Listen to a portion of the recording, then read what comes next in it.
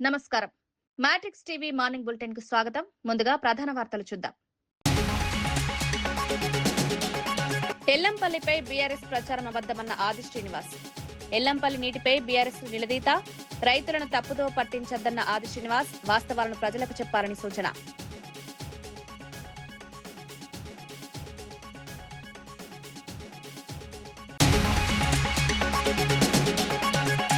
$4.51 లక్షల కోట్ల నిర్ణయాలకు కేంద్ర కేబినెట్ ఆమోదం. పీఎం కిసాన్ పథకానికి భారీ నిధులు, సముద్ర మంథన్ ప్రాజెక్టుకు కేంద్రం గ్రీన్ సిగ్నల్, క్రీడలు, మౌలిక వస్తువులకు భారీ కేటాయింపులు.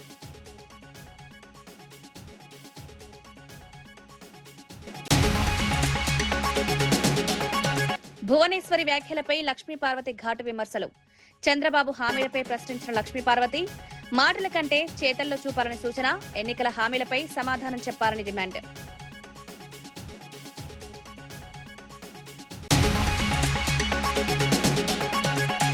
తెలంగాణ ప్రయోజనాలతో రాజకీయం చేస్తోందన్న దయాకర్. హరీష్ రావు ప్రజలకు సమాధానం చెప్పాలని డిమాండ్. అపోహలు సృష్టించద్దన్న ప్రభుత్వ విప్. రాష్ట్ర అభివృద్ధికి కాంగ్రెస్ కట్టుబాటు.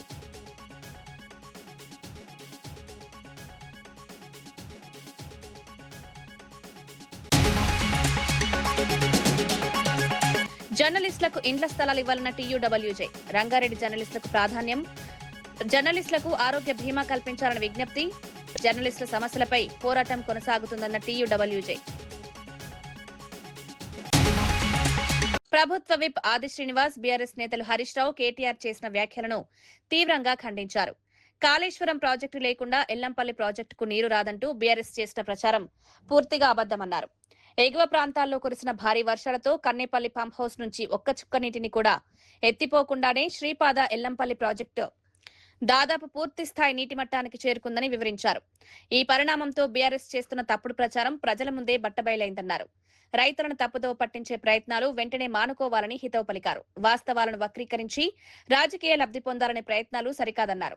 రాష్ట్ర ప్రయోజనాలను దృష్టిలో పెట్టుకుని ప్రతిపక్షం బాధ్యతాయుతంగా వ్యవహరించాలని సూచించారు. అబద్దాల ప్రచారం చేసినటువంటి హరీష్ రావు గారు, కేటీఆర్, బీఆర్ఎస్ కు సంబంధించినటువంటి వారి వాదన డొల్లే అని తేలిపోయింది. ఈసారి కాంగ్రెస్ పార్టీ హయాంలో కట్టినటువంటి ప్రాజెక్టు ద్వారా మిడ్మానే డ్యామ్ కు నీళ్లను ఎత్తిపోసే ప్రక్రియ కూడా ప్రారంభమైంది 2-3 రోజుల నుంచి. మేము నిర్మించినటువంటి మేడిగడ్డ లేకపోతే, అన్నారం లేకపోతే, సుందీలు లేకపోతే ఎల్లంపల్లి దగ్గరికి నీళ్లు ఎక్కడివి అనేటువంటి వారికి ఈరోజు ప్రకృతి సమానం చెప్పింది అన్నమాట. ఈ సందర్భంగా చెప్పే ప్రయత్నం చేస్తూ ఈరోజు శుద్ధ అబద్దాలు మానుకోవాల్సిందిగా మేము కోరుతున్నాం. కాంగ్రెస్ వచ్చిన తర్వాత ఇబ్బంది అని చెప్పిన మాట, కరువును కూడా రాజకీయం చేయాలని చెప్పి చూశారు. మంత్రి అడ్లూరి లక్ష్మణ్ ఎల్లంపల్లి ప్రాజెక్టు నీటి అంశంపై బీఆర్ఎస్ చేస్తున్న ప్రచారాన్ని తీవ్రంగా తప్పుబట్టారు. కాంగ్రెస్ ప్రభుత్వ హయాంలో నిర్మించిన ఎల్లంపల్లి ప్రాజెక్టు ద్వారానే ప్రస్తుతం నీరు అందుతోందని స్పష్టం చేశారు. ఈ విషయంలో మాజీ ముఖ్యమంత్రి కేసీఆర్ చేసిన అన్ని వ్యాఖ్యలు అసత్యాలేనన్నారు. నీటి సరఫరా తన ఘనత అని బీఆర్ఎస్ నేతలు చెప్తున్న ప్రచారం పూర్తిగా అవాస్తవమని పేర్కొన్నారు. రాష్ట్రానికి మేలు చేస్తున్న వర్షాలను కూడా బీఆర్ఎస్ జీర్ణించుకోలేకపోతోందని విమర్శించారు. ఎల్లంపల్లికి చేరిన నీటిని కాంగ్రెస్ ప్రభుత్వ ప్రణాళికలే కారణమన్నారు. ప్రజలను తప్పుదోవ పట్టించే రాజకీయాలకు బదులుగా వాస్తవాలను అంగీకరించాలని బీఆర్ఎస్ కు సూచించారు. ప్రాజెక్టు నుంచి నీటిని విడుదల చేయడం జరిగింది. ఎవరు చేయలే, మా ప్రాజెక్టు వల్ల నీళ్లు వచ్చినాయి, మా ప్రాజెక్టు వల్ల సస్యశ్యామలం అంటే మరి ఈరోజు కేటీఆర్ ఏం జవాబు చెప్తారో చెప్పమనండి. శ్రీపాద ఎల్లంపల్లి ప్రాజెక్టు ద్వారా భారీ వర్షాలతో వరద వచ్చి ఈ రాష్ట్ర రైతాంగం అంతా చల్లగా ఉండే, అన్ని వర్గాల ప్రజలకు చల్లగా ఉండాలని చెప్పి వర్షాలు కురిస్తే ప్రధాన ప్రతిపక్ష నాయకులు కొంతమంది ఏమంటారంటే, అత్యంత బాధాకరమైన విషయం ఏంటంటే కరువును కోరుకుంటున్నారు. ఈ రాష్ట్రంలో కరువు రావాలి, కాంగ్రెస్ ఖతం కావాలి, ఇంత దురాలోచనతోని ప్రకటనలు చేయడం. నోటికి ఎంత వస్తే అంత ఆ విధంగా మాకొక 4 రోజుల అవకాశం ఇచ్చి చూడండి అని చెప్పి మాజీ మంత్రి హరీష్ రావు మాట్లాడతాడు. ఆయన మంత్రిగా ఆయన కంటే ఇంజనీర్గా పెద్ద పెద్ద మాటలు చెప్పిండు. ఈరోజు ఇరిగేషన్ శాఖ మంత్రి ఉత్తమ్ కుమార్ రెడ్డి గారు మొదటి నుంచి చెప్తున్నాం, ఈరోజు ఈ యొక్క ఉత్తర తెలంగాణకు సంబంధించినటువంటి 2023 డిసెంబర్ తర్వాత పెద్ద ఎత్తున ప్యాడీ పంట కూడా వచ్చింది.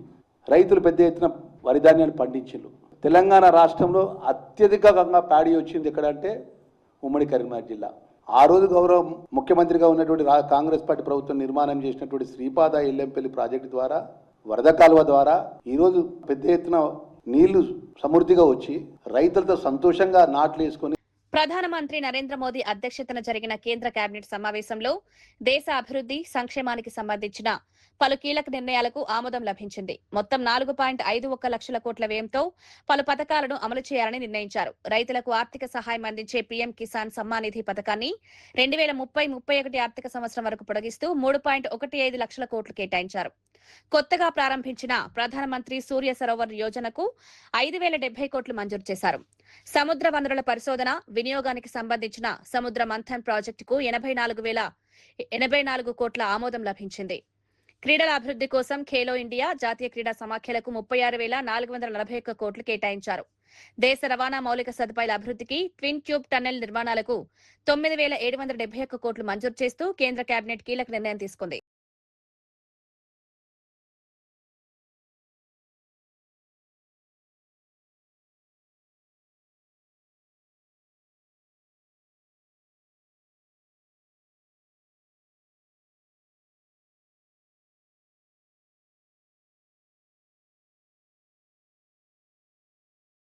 ఆంధ్రప్రదేశ్ సాధు పరిషత్ సభ్యులు శ్రీవ్యాస ఆశ్రమానికి సంబంధించిన వివాదాలపై ఆందోళన వ్యక్తం చేశారు.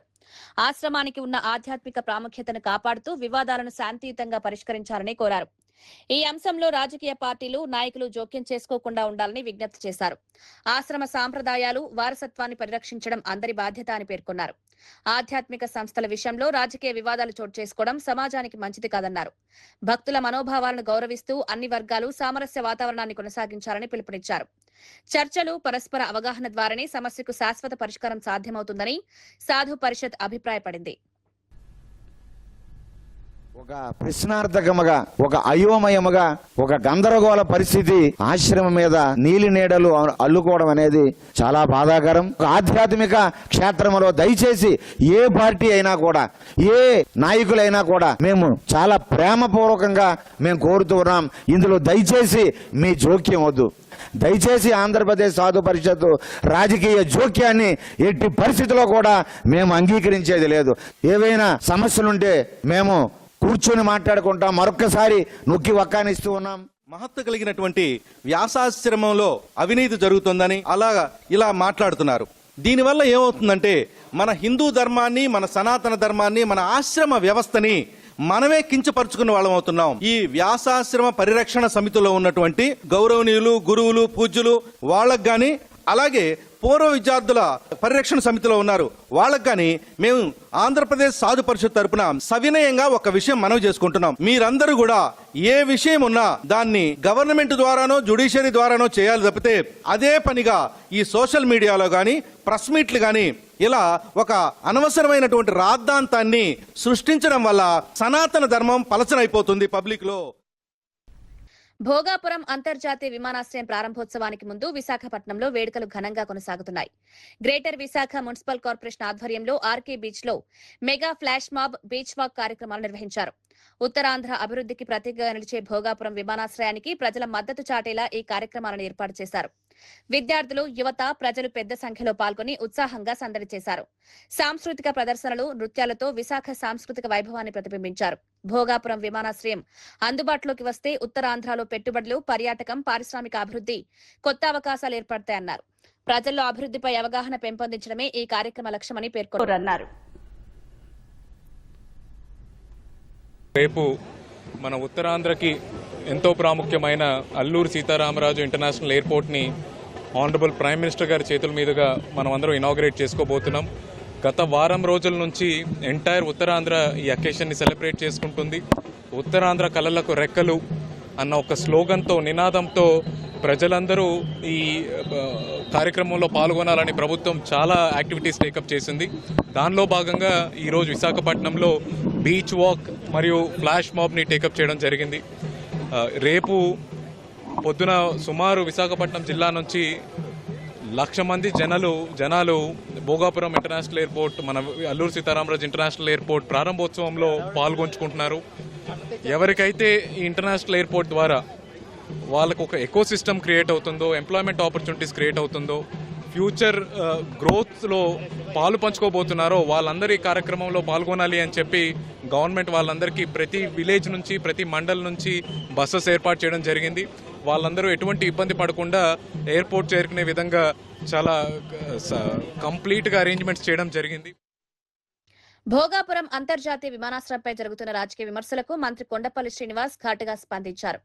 ఈ ప్రాజెక్టుకు అసలు క్రెడిట్ ఎవరిదో ప్రజలకు బాగా తెలుసని స్పష్టం చేశారు. ప్రధాని నరేంద్ర మోదీ పర్యటనకు సుమారు 3 లక్షల మంది హాజరవుతారని తెలిపారు.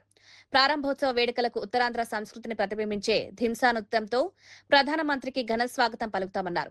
భోగాపురం విమానాశ్రయం ఉత్తరాంధ్ర అభివృద్ధికి కొత్త దిశ చూపుతుందని పేర్కొన్నారు.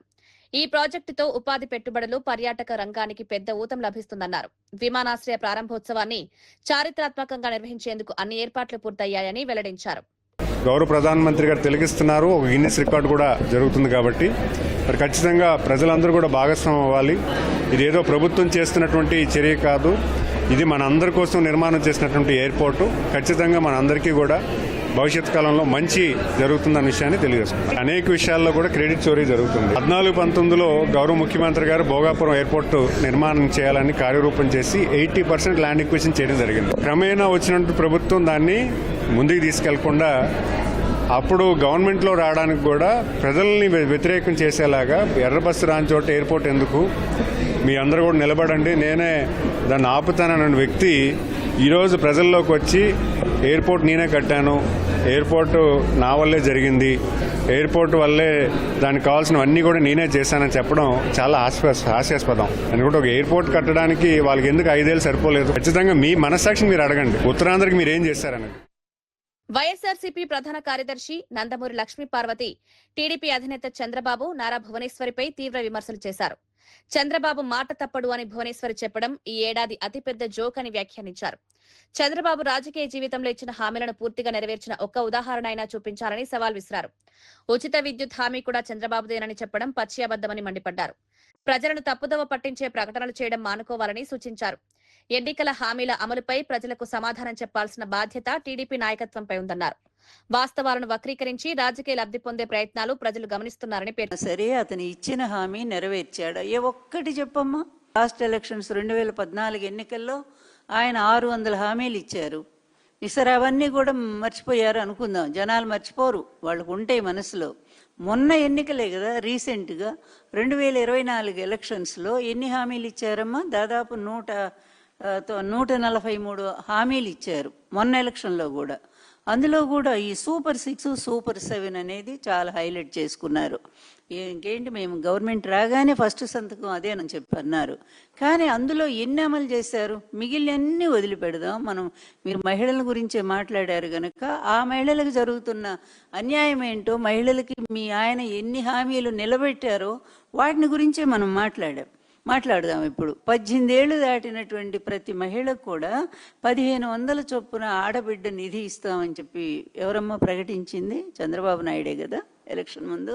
పెద్ద హామీ కదా. మరి ఆడబిడ్డ నిధి ఎందుకు ఇవ్వట్లేదని చెప్పి మీ ఆయన చెవి మెలేశారా ఎప్పుడైనా సరే? ఆయన అడిగారా మీరు? హామీలు ఆయన నిలబెట్టుకుంటారని మాట అంటున్నారే. ఉచిత విద్యుత్ హామీ ఎవరిదమ్మా అసలు? ఉచిత విద్యుత్ హామీ చంద్రబాబుదా? ఇంతకంటే అబద్ధం, పచ్చి అబద్ధం ఇంకేమన్నా ఉంటుందా భువనేశ్వరి? ఎందుకు ఈ విధంగా మీరు కూడా దిగజారిపోతున్నారు? వాళ్ళలాగానే ఆయన మాట ఇస్తే తప్పరు. హరిశ్చంద్రుడు 6వ సంతానం అన్నట్టుగా మీరు మాట్లాడుతుంటే నవ్వుగాకేంటమ్మా తల్లి? ప్రభుత్వ విప్ ఎమ్మెల్సీ అద్దంకి దయాకర్ బీఆర్ఎస్ పై తీవ్ర విమర్శలు చేశారు. తమ రాజకీయ అస్తిత్వం కోసం తెలంగాణ ప్రజల ప్రయోజనాలను కూడా పణంగా పెట్టే స్థాయికి బీఆర్ఎస్ దిగజారిందని ఆరోపించారు. ఇటీవల చేసిన ఆరోపణలపై మాజీ మంత్రి హరీష్ రావు ప్రజలకు వెంటనే స్పష్టతనివ్వాలని డిమాండ్ చేశారు. రాష్ట్ర ప్రయోజనాల కంటే రాజకీయ ప్రయోజనాలకే బీఆర్ఎస్ ప్రాధాన్యమిస్తోందని విమర్శించారు. ప్రజల్లో అపోహలు సృష్టించే ప్రకటనలు చేయడం బాధ్యతాయుత రాజకీయాలకు విరుద్ధమన్నారు. వాస్తవాలను ప్రజల ముందుంచి సమాధానం చెప్పాలని హరీష్ రావును కోరారు. లేదంటే ప్రభుత్వ వ్యతిరేకత పెరగాలని, ప్రభుత్వానికి నష్టం జరగాలని వాళ్ళు చేస్తున్న ప్రయత్నం చూస్తే ఒకంత నవ్వుతో పాటు మరింత ఒక ఆవేశం వస్తున్న పరిస్థితి. ఎందుకంటే ఇంతకు దిగజారాల్సిన స్థితి ఎందుకు? బీఆర్ఎస్ నేత కేసీఆర్ గారు అల్లుడు హరీష్ రావు గారు ఎక్కడెక్కడ పోయి పూజలు చేస్తుండో మనకు సమాచారం ఉంది. ఒక్కసారి తెలంగాణ ప్రజలకు గమనించండి. శివమొగ్గ, దాన్ని షిమోగా అంటారు. అది తాంత్రిక పూజలకు ప్రతీతి. అంటే క్షుద్ర పూజలు, ఊళ్ళలో చేతబడి లాంటి ఇట్లాంటివి అంటారు. అట్లా వ్యక్తులకు వ్యతిరేకంగా జరగాలి, లేకపోతే వ్యవస్థకు వ్యతిరేకంగా జరగాలని. రెండవది జై అఘోరకలి, ఇది ట్రిసిటీలో ఉంటుంది, తిరుచిలో ఉంటుంది. దీన్ని తిరుచానపల్లి అంటారు. ఇక్కడ వీళ్ళు పూజలు చేయించడం దేనికి సంకేతం? తెలంగాణ ప్రభుత్వం నష్టపోవాలనే విషయం ఒకటైతే వానలు రావద్దని, వానలు రాకపోతే సమస్యలు వస్తాయి, రైతుల నుంచి సమస్యలు వస్తాయి, సమాజం నుంచి వ్యతిరేకత వస్తుంది. దాని కొరకు రెండవది, ఈరోజు ప్రభుత్వం చేస్తున్న మంచి పథకాలను వ్యతిరేకత సృష్టించడానికి టెక్నికల్గా ఉన్న సోషల్ మీడియాను, లేదంటే మెయిన్ స్ట్రీమ్ మీడియాను, లేదంటే ట్రోల్స్ మీడియాను అన్నిటిని వాడుకుంటున్న పరిస్థితి. అది సరిపోక ఇలాంటి తాంత్రిక క్షుద్ధ పూజలతో తెలంగాణ ప్రభుత్వానికి నష్టం జరగాలని కోరుకోవడం, వీళ్ళు తెలంగాణ బాగుపడాలని కోరుకుంటోళ్ళ అధికారం లేకపోతే అఘోరాలుగా తయారవుతున్న పరిస్థితి. ఈరోజు అఘోరాలతో దేశానికి మంచి జరిగింది, కొన్ని ప్రాంతాల్లో దేశం యొక్క అస్తిత్వాన్ని నిలిపే దాంట్లో ఉన్నారు. కానీ వీళ్ళు భారీ వర్షాలతో శ్రీబాద ఎల్లంపల్లి ప్రాజెక్టు నిండిపోవడంతో ఉత్తర తెలంగాణ రైతుల్లో ఆనందం వ్యక్తమవుతోంది. కాళేశ్వరం ప్రాజెక్టుతో సంబంధం లేకుండానే ఎగువ ప్రాంతాల నుంచి భారీగా వరద జలాలు ఎల్లంపల్లికి చేరడంతో ప్రాజెక్టు పూర్తి స్థాయికి చేరువైంది. అక్కడి నుంచి మిడ్మానేరు, మల్లన్న సాగర్ తో పాటు ఇతర జలాశయాలకు నీటి విడుదల కొనసాగుతోంది. దీంతో సాగునీటి పరిస్థితులు మెరుగుపడగా రైతులు ఊపిరి పీల్చుకున్నారు. ప్రస్తుత వర్షపాతం వల్ల ఖరీఫ్ సాగుకు తగినంత నీరు అందే పరిస్థితి ఏర్పడిందని అధికారులు తెలిపారు. జలాశయాల్లో నీటి నిల్వలు పెరగడంతో భూగర్భ జలాలు కూడా మెరుగుపడే అవకాశం ఉందని చెప్తున్నారు. సాగునీటి సరఫరా సక్రమంగా కొనసాగితే ఉత్తర తెలంగాణలో పంటల ఉత్పత్తి పెరుగుతుందని రైతులు ఆశాభావం వ్యక్తం చేశారు. నీళ్లు వచ్చినాయి, మా ప్రాజెక్టు వల్ల సస్యశ్యామలం ఏంటంటే మరి ఈరోజు కేటీఆర్ ఏం జవాబు చెప్తారో చెప్పమనండి. శ్రీపాద ఎల్లంపల్లి ప్రాజెక్టు ద్వారా భారీ వర్షాలతో వరద వచ్చి ఈ రాష్ట్ర రైతాంగం అంతా చల్లగా ఉండే, అన్ని వర్గాల ప్రజలకు చల్లగా ఉండాలని చెప్పి వర్షాలు కురిస్తే ప్రధాన ప్రతిపక్ష నాయకులు కొంతమంది ఏమంటారంటే అత్యంత బాధాకరమైన విషయం ఏంటంటే కరువును కోరుకుంటున్నారు. ఈ రాష్ట్రంలో కరువు రావాలి, కాంగ్రెస్ ఖతం కావాలి, ఇంత దురాలోచనతోని ప్రకటన చేయడం, నోటికి ఎంత వస్తే అంత ఆ విధంగా మాకు ఒక నెల రోజుల అవకాశం ఇచ్చి చూడండి అని చెప్పి మాజీ మంత్రి హరీష్ రావు మాట్లాడతాడు. ఆయన మంత్రిగా ఆయన కంటే ఇంజనీర్గా పెద్ద పెద్ద మాటలు చెప్పిండు. ఈరోజు ఇరిగేషన్ శాఖ మంత్రి ఉత్తమ్ కుమార్ రెడ్డి గారు మొదటి నుంచి చెప్తున్నాం, ఈరోజు ఈ యొక్క ఉత్తర తెలంగాణకు సంబంధించినటువంటి 2023 డిసెంబర్ తర్వాత పెద్ద ఎత్తున ప్యాడీ పంట కూడా వచ్చింది. రైతులు పెద్ద ఎత్తున వరిధాన్యాన్ని పండించారు. గత 10 ఏళ్ల బీఆర్ఎస్ పాలనలో విద్యారంగం తీవ్ర నిర్లక్ష్యానికి గురైందని కాంగ్రెస్ పార్టీతో ఆరోపించింది. అధ్యాపకులకు బదిలీలు, పదోన్నతులు కల్పించకుండా జాప్యం చేశారని విమర్శించింది. జీతభత్యాల పెంపుల్లో ఆలస్యం, ఫీజు రియంబర్స్మెంట్ బకాయిలు, ఓవర్సీస్ స్కాలర్షిప్ల పెండింగ్, బెస్ట్ అవైలబుల్ స్కూల్స్ బిల్లులు చెల్లించకపోవడంతో విద్యార్థులు, ఉపాధ్యాయులు ఇబ్బందులు ఎదుర్కొన్నారని పేర్కొంది. ఉద్యోగ నియామకాలను నిర్లక్ష్యం చేయడం వల్ల విద్యా వ్యవస్థ దెబ్బతినిందని ఆరోపించింది. ప్రస్తుతం కాంగ్రెస్ ప్రభుత్వం విద్యారంగంలో సంస్కరణలు తీసుకొస్తోందని తెలిపింది. పెండింగ్ సమస్యలను దశల వారీగా పరిష్కరించేందుకు చర్యలు చేపడుతున్నట్లు పేర్కొంది. విద్యార్థులకు నాణ్యమైన విద్య, ఉపాధ్యాయులకు మెరుగైన సేవా పరిస్థితులు కల్పించడమే ప్రభుత్వ లక్ష్యమని కాంగ్రెస్ నాయకులు తెలిపారు. ఇంజనీరింగ్ చదువుతున్న విద్యార్థులకు 2018 నుండి ఫీజు రియంబర్స్మెంట్ చేయకుండా ఇబ్బంది పెట్టింది మీరు కాదా? అదేవిధంగా ఓవర్సీస్ స్కాలర్షిప్స్ 2018 నుండి పెండింగ్ పెట్టి వారిని ఇబ్బంది పెట్టింది మీ ప్రభుత్వం కాదా? బెస్ట్ అవైలబుల్ స్కూల్స్ పిల్లల్ని వారికి చెల్లించాల్సిన పేమెంట్ చెల్లించకుండా ఈరోజు అడ్మిషన్ కూడా ఇవ్వని స్థాయికి తీసుకుపోయిన దుర్మార్గులు మీరు కాదా? అదేవిధంగా ఎలాంటి ఉద్యోగ నియామకాలు చేపట్టకుండా ఉద్యమ సమయం నుండి మరి మీ పాలనలో 10 సంవత్సరాల విద్యార్థుల వయోపరిమితి పెరిగిపోతున్నా కానీ ఉద్యోగాలు కల్పించని దుర్మార్గులు మీరు కాదా? ఈ రాష్ట్ర విద్యార్థుల భవిష్యత్తు గురించి పూర్తి స్థాయిలో పరిశోధన చేసి విద్యా వ్యవస్థను ప్రక్షాళన చేయాలనే లక్ష్యంతో ముందు సాగుతున్న ముఖ్యమంత్రి గారిపై మీరు వక్రీకరించి తెలంగాణ ప్రభుత్వం ఫ్యూచర్ సిటీలో జర్నలిస్టులకు కేటాయించనున్న ఇండ్ల స్థలాల్లో రంగారెడ్డి జిల్లాకు చెందిన అర్హులైన జర్నలిస్టులకు మొదటి ప్రాధాన్యం కల్పించాలని టీయూడబ్ల్యూజే రాష్ట్ర కార్యదర్శి కొంపల్లి శ్రీకాంత్ రెడ్డి ప్రభుత్వాన్ని కోరారు. బాలాపూర్ మండల టీయూడబ్ల్యూజే నూతన కార్యవర్గ ఎన్నికల సందర్భంగా జరిగిన సమావేశంలో ఆయన ఈ విజ్ఞప్తి చేశారు. 20 సంవత్సరాలుగా జర్నలిజంలో సేవలందిస్తున్న అర్హులైన వారందరికీ ఇళ్ల స్థలాలు కేటాయించాలన్నారు. జర్నలిస్టులకు ప్రభుత్వ ఉద్యోగుల తరహాలో కార్పొరేట్ వైద్య సేవలు అందించేందుకు చర్యలు జరుగుతున్నాయన్నారు. త్వరలో 5 లక్షల రూపాయల ఆరోగ్య బీమా సౌకర్యాన్ని కూడా అందుబాటులోకి తీసుకురానున్నట్లు వెల్లడించారు. అనంతరం బాలాపూర్ మండల నూతన కార్యవర్గాన్ని ఏకగ్రీవంగా ఎన్నుకుని అభినందించారు. జర్నలిస్టుల సమస్యల పరిష్కారానికి సంఘం రాజీ లేని పోరాటం కొనసాగిస్తుందని నాయకులు స్పష్టం చేశారు. రాష్ట్ర సమాచార పౌర సరఫరాల శాఖ మంత్రి గారిని, పౌర సంబంధాల శాఖ మంత్రి గారిని, మిగతా అందరినీ కలుద్దాం. కలిసి తప్పనిసరిగా మా లోకల్లో మహేశ్వరం కాన్స్టిట్యూన్సీలో పనిచేసే అందరు రిపోర్టర్లను కానీ రంగారెడ్డి జిల్లా వరకు మీకు తప్పనిసరిగా రంగారెడ్డి జిల్లా ఉన్న జర్నలిస్ట్ పనిచేసే వర్కింగ్ జర్నలిస్ట్ అందరికీ ఆ స్థలాల్లో మాకు స్థలం ఇవ్వాలి. ఎంత ఇస్తే వాళ్ళకి అంత ఇస్తే మనకు అంత ఇవ్వాలి. స్టేట్ బ్యూరోలు మేమేం తక్కువ కాదు, అన్ని పత్రికలకు పట్టుకోవాలి మేమే. ఇంకా అంటే మన మండల రిపోర్టర్లు అంటేనే అక్కడ పేపర్ నిండేదే మండల రిపోర్టర్తో, ఏదో సిటీ బ్యూరోలు స్టేట్ బ్యూరోలు రాసే ఒక ఐటమ్తో పేపర్ నిండవు. సో ఈ విషయమైన మన కార్యాచరణ రూపొందించబోతున్నాం. మన జిల్లా కమిటీ ఈ అంశంలోనే మొదటి ఈసీలో కూడా మనం తీర్మానించడం జరిగింది. ఈ కార్యక్రమాల ప్రారంభంలో నిర్వహించుకున్నాం. తదుపరి జరిగే మన వినతి పత్ర సమర్పణ కార్యక్రమానికి తప్పనిసరిగా మీరు అందరూ రావాలి. ఇది మొట్టమొదటి డిమాండ్ మనది. ఇంకా తదుపరి వచ్చినట్టయితే మనం అక్రిడేషన్ల వ్యవస్థ ఉంది. ఇప్పుడు అక్రిడేషన్లు గతంలో మనకు మండలానికి జనాభాను బట్టి ఇస్తుండే. ఇప్పుడు కొత్తగా మారిన నిబంధనల ప్రకారం ఈ పుట్టుకొస్తున్న యూట్యూబర్లు వాళ్ళ వల్ల కొంత కోత విధించాలని చెప్పేసి మన శ్రీనివాసరెడ్డి గారు కొత్త సిస్టమ్ తేవడం జరిగింది. కొత్త అంటే ఎవరైతే వర్కింగ్గా పనిచేస్తున్నారో వాళ్ళకే ఇవ్వాలని. అలా పనిచేస్తూ ఎవరైనా రానళ్ళు ఉంటే మాత్రం తప్పకుండా మన అక్రిడేషన్ కమిటీ మెంబర్గా మన శ్రీకాంత్ ఉన్నాడు. శ్రీకాంత్ అన్న దృష్టికి తీసుకెళ్ళి మనము ఆ సమస్య కూడా పరిష్కరించుకుందాం. సో దాంతోపాటు గారు ఒక కమిటీతో పనిచేస్తున్నారు. ఆ సందర్భంలో మనం కూడా తెలంగాణ ఉద్యమంలో పాత్ర పోషించడం జరిగింది. ఎందుకంటే మీరు ఒక న్యూస్ రాసినా తెలంగాణ ఉద్యమం కోసం రాసినట్టే. ఆంధ్ర పత్రికలు ఆంధ్ర యజమానుల్లో పనిచేస్తూ కూడా మనం ఇక్కడ తెలంగాణ ఉద్యమం కోసం సపోర్టివ్గా న్యూస్ రాయడం జరిగింది. వాళ్ళకు భాషగా ఇవ్వడం జరిగింది. మన మీద కేసులు అనే ఒక నిబంధనలు ఉండొద్దని చెప్పాం. కేసులు జర్నలిస్టుల మీద పోలీసులు కేసు పెట్టారు. మనం ఒక ఉద్యమంలో ఉన్నా కూడా పక్కన తీసుకెళ్ళి వేరే వాళ్ళని కేసులు పెడతారు. సో కేసుల నిబంధనలు లేకుండా మమ్మల్ని గుర్తించాలని చెప్పేసి మన రాష్ట్ర అధ్యక్షుడు విరాట్ అలీ గారు ఇటీవలే వీళ్ళని కోదండరామ్ సార్ గారిని వాళ్ళని కలవడం జరిగింది, కేశవరావు కమిటీని.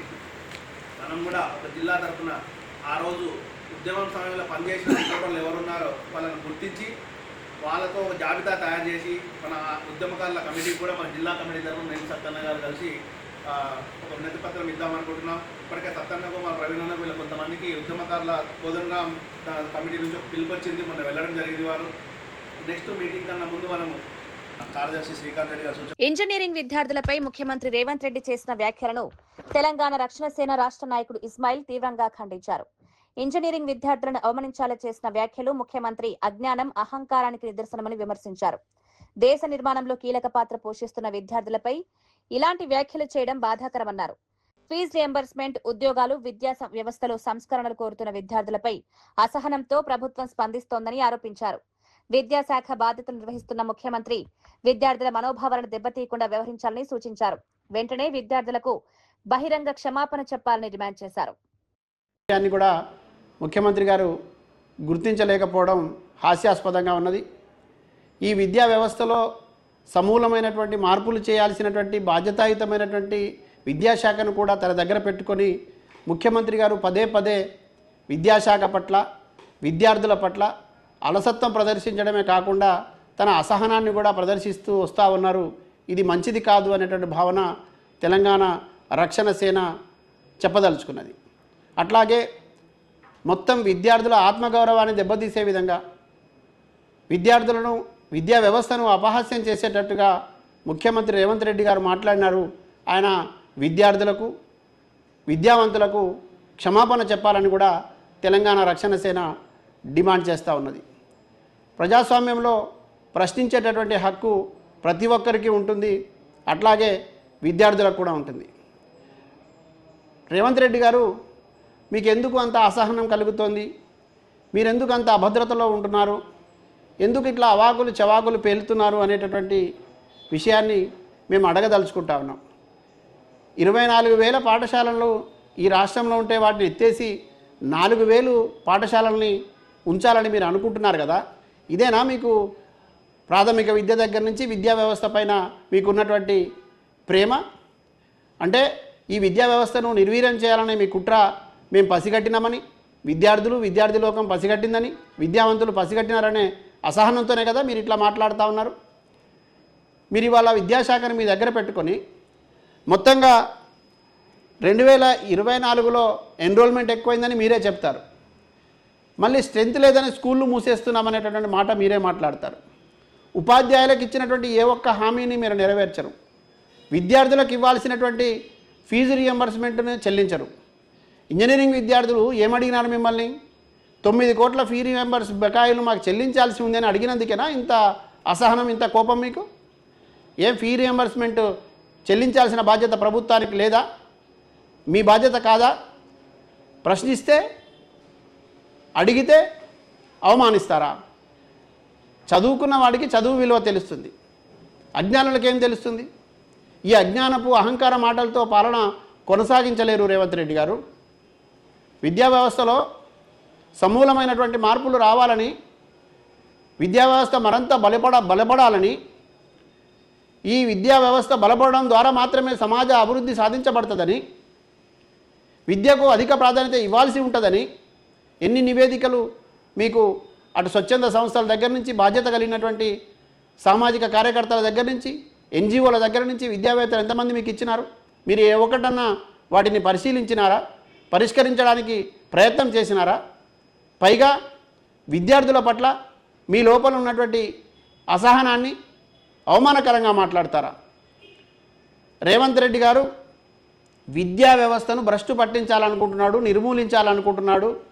కేవలం రియల్ ఎస్టేట్ రంగం ఒక్కటి మాత్రమే ముందుకు తీసుకుపోవాలనేటువంటి ఆలోచన రేవంత్ రెడ్డి గారికి ఉన్నది అనేటటువంటిది ఈ మధ్యకాలంలో ఆయన విద్య పైన మాట్లాడినటువంటి అంశాలను చూస్తే అర్థమవుతా ఉన్నది. విద్యార్థి లోకం ఇవాళ తాము చదువుకు తగినటువంటి అర్హత కలిగినటువంటి వాళ్ళందరికీ ఉద్యోగాలు ఇవ్వమని అడుగుతూ ఉంటే, నోటిఫికేషన్లు వేయమని అడుగుతూ ఉంటే, నిరుద్యోగ సమస్య పరిష్కరించమని అడుగుతూ ఉంటే, తమ ఎల్లంపల్లిపై బీఆర్ఎస్ ప్రచారం అబద్దమన్న ఆది శ్రీనివాస్. ఎల్లంపల్లి నీటిపై బీఆర్ఎస్ నిలదీత, రైతులను తప్పుదో పట్టించద్దన్న ఆది శ్రీనివాస్ వాస్తవాలను ప్రజలకు చెప్పాలని సూచన.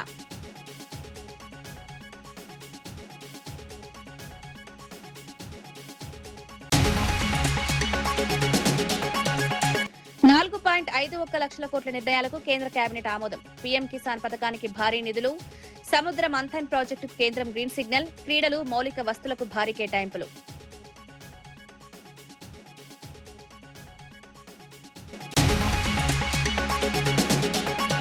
భువనేశ్వరి వ్యాఖ్యలపై లక్ష్మీపార్వతి ఘాటు విమర్శలు. చంద్రబాబు హామీలపై ప్రశ్నించిన లక్ష్మీపార్వతి, మాటల కంటే చేతల్లో చూపాలని సూచన, ఎన్నికల హామీలపై సమాధానం చెప్పాలని డిమాండ్.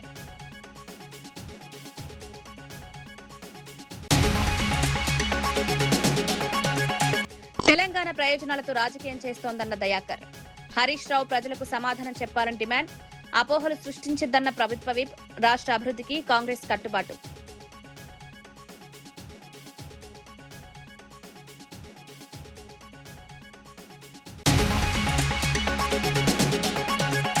జర్నలిస్టులకు ఇండ్ల స్థలాలు ఇవ్వాలన్న టీయూడబ్ల్యూజే.